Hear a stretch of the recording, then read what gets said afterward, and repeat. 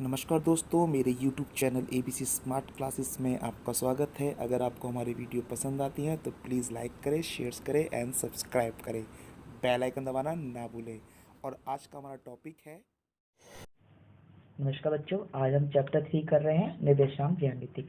इसको इंग्लिश में बोलते हैं कोऑर्डिनेट ज्योमेट्री। ये कोऑर्डिनेट ज्योमेट्री क्या है? ये एक तरह का ग्राफ पे सुलझा हुआ सवाल होता है जिसे हम ग्राफ पे सॉल्व करते हैं। इसका निर्देशांक का मतलब होता है वह सूचकांक जिसे हमें ग्राफ पे अंकित करना होता है, जो हम सीखेंगे। ठीक है, तो सबसे पहले हम ये सीखते हैं कि ग्राफ पर किस तरीके से पॉइंट किया जाता है। ये मैं सिखाऊंगा ग्राफ पर, पर फिलहाल आपको ये समझाना है ग्राफ पे किस तरीके से काम करता है। ठीक है, तो सबसे पहले आप याद करते हैं कि इसकी एक लाइन तो आपको होती है हॉरिजॉन्टल, एक लाइन होती है वर्टेक्स। इस लाइन को जो हम बोलते हैं उसको बोलते हैं क्षैतिज रेखा।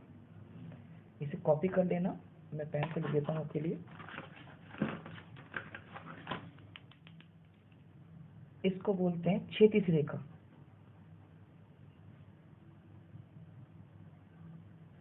और इस रेखा को बोलते हैं ऊर्ध्वाधर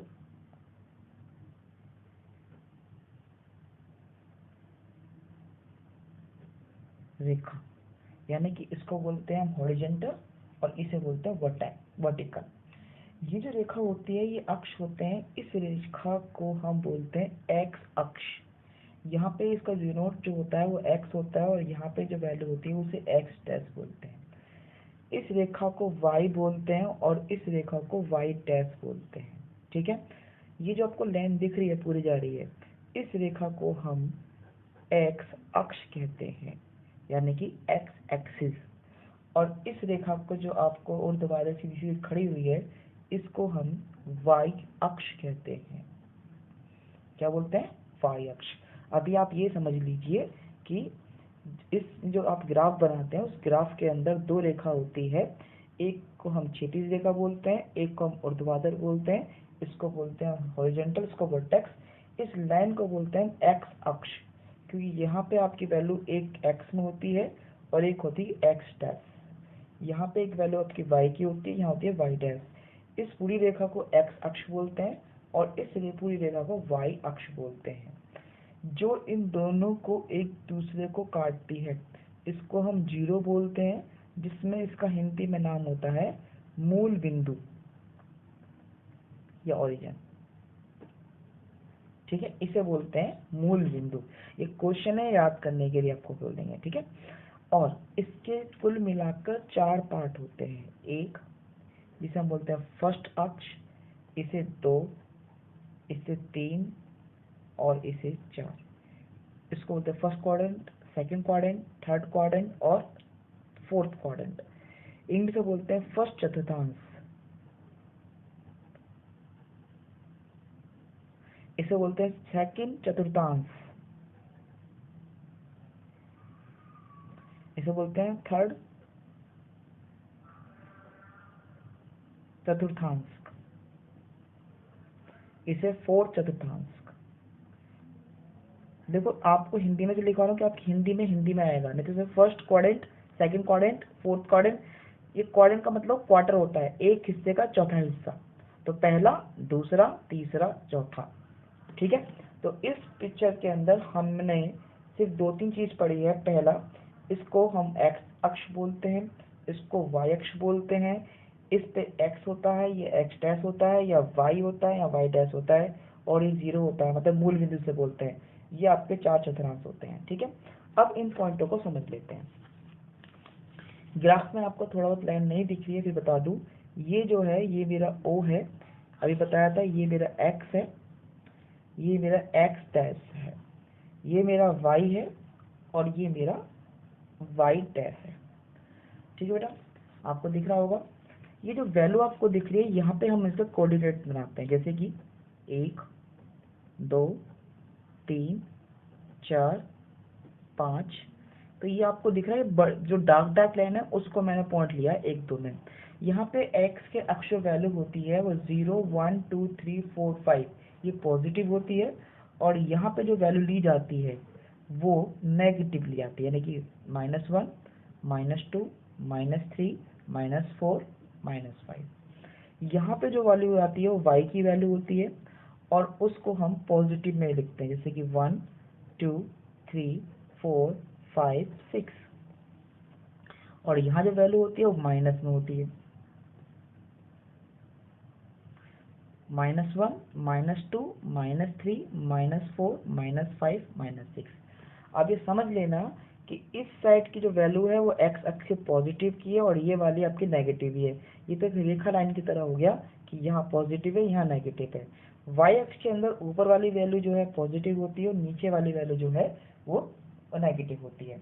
आपको यहाँ पे जो वैल्यू रखी जाती है वो दो वैल्यू में आती है बेटा, देखो, जिससे इंग्लिश में अलग नाम है और हिंदी में अलग नाम है। इसका कोई काम नहीं है, बस करना है तो याद करना, वरना नहीं। एक होता है भुज और एक होता है तालमेल। जैसे इंग्लिश में बोलते हैं अबिस का और इसे बोलते हैं ऑर्डिनेट। मीनिंग देखो, याद करो तो नहीं, भुज मतलब होता है एक्स। हम जब भी इसमें कोऑर्डिनेट लगाएंगे तो जो भी आपको कोऑर्डिनेट होगा वो पहला कोऑर्डिनेट एक्स होता है और दूसरा कोऑर्डिनेट जो है वो वाई होता है। ये ध्यान रखना 9वीं क्लास में भी 10वीं क्लास में भी, कि जो पहली आपको कोऑर्डिनेट दी जाती है वो पहली कोऑर्डिनेट जो होती है वो एक्स की होती है, दूसरी जो वैल्यू होती है वो वाई की होती है। ठीक है। दूसरी बात, इसमें आपको ध्यान रखना है वैल्यू कैसे कैसे होती है। देखो, जो पहला चतुर्थांश है, ये मेरा पहला चतुर्थांश, आपको मैंने बताया था ये मेरा पहला चतुर्थांश है। इस पहले चतुर्थांश के अंदर आपको दोनों चीज पॉजिटिव होती है। मैं इसमें बता रहा हूँ, ध्यान से देख लो। इसमें दोनों चीज पॉजिटिव की होती है, मतलब एक्स से पॉजिटिव होगा और वाई भी पॉजिटिव होगा। देखा आपने, एक्स की वैल्यू पॉजिटिव है, वाई की वैल्यू पॉजिटिव है।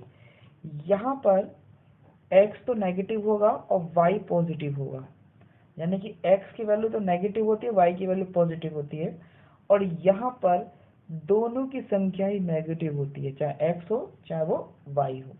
और यहाँ पर आपकी x की वैल्यू पॉजिटिव होगी और y की वैल्यू नेगेटिव होती है। ठीक है। मैं यहाँ पे फिर दोबारा समझाता हूँ कि देखो किस तरीके से वैल्यू की जाती है।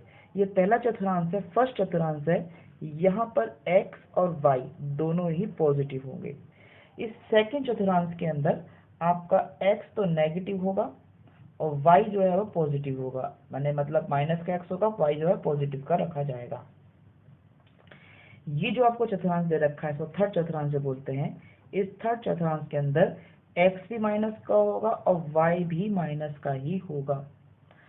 इस वाले फोर्थ चतुर्थांश के अंदर आपका x जो है वो तो पॉजिटिव होगा, y जो है माइनस होगा। समझ में आ रहा आपको बेटा? आपको इस तरीके से कैसे रखा जाएगा बताता हूँ आपको। देखो, ये कोऑर्डिनेट होता है, इसमें कोऑर्डिनेट को आपको फाइंड आउट करना होता है किस तरीके से। मुझे एक वैल्यू दे दी,